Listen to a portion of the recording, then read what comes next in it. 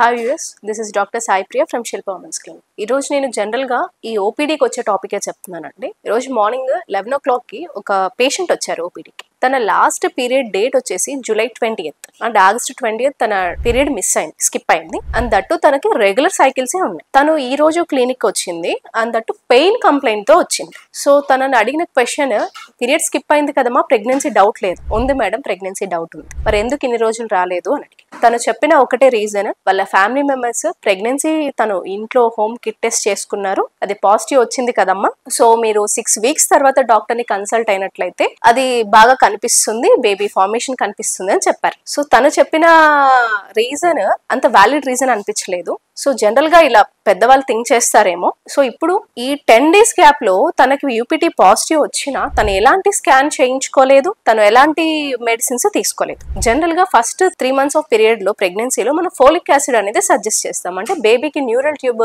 Defects రాకుండా ఉండడానికి. So తను మెడిసిన్ తీసుకోలేదు, స్కాన్ ఫైండింగ్స్ కి వెళ్ళలేదు. స్కాన్ చేయించుకున్నారా అని అడిగి, స్కాన్ ఎందుకు మేడం అని అన్నారు. ఇప్పుడు మనకున్న జనరల్ థింకింగ్ ఏంటి, స్కాన్ చేయించుకుంటే మనకి ఏదైనా బిడ్డకి ఏదైనా హాని ఉంటుంది. సో జనరల్ గా యూఎస్జీ చేయించుకుంటే అది సౌండ్ వేవ్స్ తో వెళ్లే ప్రొసీజర్ కాబట్టి బిడ్డకి ఏ హాని ఉండదు. అండ్ దట్టు ఎర్లీ ప్రెగ్నెన్సీలో మనం చేసే స్కాన్ టీవీఎస్ స్కాన్ అంటాం, అంటే ట్రాన్స్ వెజైనల్ స్కాన్. అది ఎందుకు చేస్తాం, ఇఫ్ ఇన్ కేస్ ప్రెగ్నెన్సీ ఉన్నట్లయితే లొకేషన్ ఆఫ్ ప్రెగ్నెన్సీ ఎక్కడుంది, గర్భసంచిలోనే ఉందా, అవుట్ ఆఫ్ ద యూట్రస్ ఉందా, అంటే గర్భసంచి బయట కూడా ప్రెగ్నెన్సీస్ అనేవి డెవలప్ అవుతాయి. దీన్ని ఎక్టోపిక్ ప్రెగ్నెన్సీస్ అంటారు. ఆ ప్రెగ్నెన్సీ అనేది ఓవరీస్ లో ఉందా, ఫాలోపియన్ ట్యూబ్ లో ఉందా, లేకపోతే ఇంకెక్కడన్నా బయట ఉందా అనేది తెలుసుకోవడానికి ట్రాన్స్ వెజైనల్ స్కాన్ ఎర్లీ ప్రెగ్నెన్సీలో చూస్తాం. So as soon as possible మీకు యూపీటీ పాజిటివ్ వచ్చిన తర్వాత జనరల్ గా ఫోలిక్ యాసిడ్ అయినా స్టార్ట్ చేయాలి, లేదు మీ డాక్టర్ ని కన్సల్ట్ అయ్యి ఒకసారి స్కాన్ చేయించుకున్నట్లయితే సో మీ ప్రెగ్నెన్సీ ఎన్ని వారాలు ఉంది, ఎంత స్టేజ్ లో ఉంది, ఫోలిక్ యాసిడ్. కొంతమందికి ఇర్రెగ్యులర్ సైకిల్స్ ఉంటాయి, వాళ్ళలో ఏంటి కన్సీవ్ అయిన తర్వాత సపోర్ట్స్ పెడతాం, అంటే బేస్డ్ ఆన్ ప్రెగ్నెన్సీ అంటే టీవీఎస్ ఫైండింగ్స్ ప్రకారమే మనం ప్రొజెస్ట్రాన్ సపోర్ట్ అనేది పెడతాం. ఇదేమన్నా అవసరమా,